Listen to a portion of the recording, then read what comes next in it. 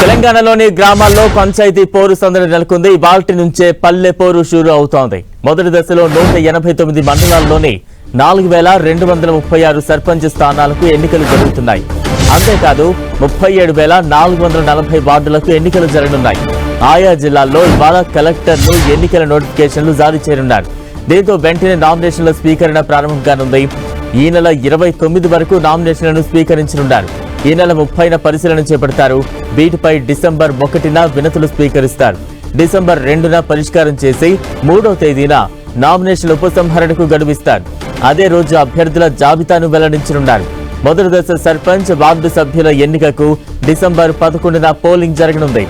అదే రోజు ఫలితాలు వెల్లడించనున్నారు. ఉప సర్పంచ్ ఎన్నికలను కూడా నిర్వహిస్తారు.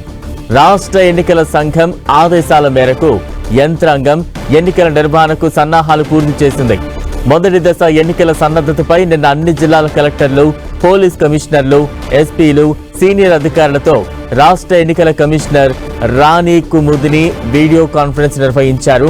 శాంతి భద్రతల పర్యవేక్షణ, పోలింగ్ సిబ్బంది నియామకం, పోలింగ్ సిబ్బందికి శిక్షణ తదితర అంశాలపై ఆదేశాలు జారీ చేశారు. పంచాయతీ ఎన్నికలు పార్టీ రహితంగా జరిగేవే అయినా రాజకీయ పార్టీలో సందడి నెలకొంది. ఆయా పార్టీలు సర్పంచ్, ఉప సర్పంచ్ అభ్యర్థులను ఎంపిక చేశాయి.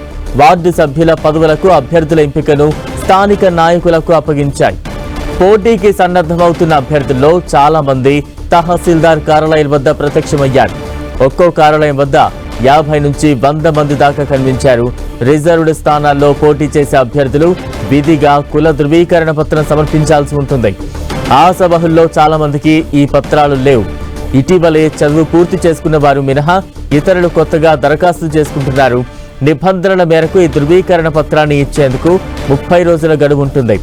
నామినేషన్ల గడువు దృష్ట్యా తమకు వెంటనే ధృవీకరణ పత్రం ఇవ్వాలని వారు తహసీల్దారులపై ఒత్తిడి తెస్తున్నారు.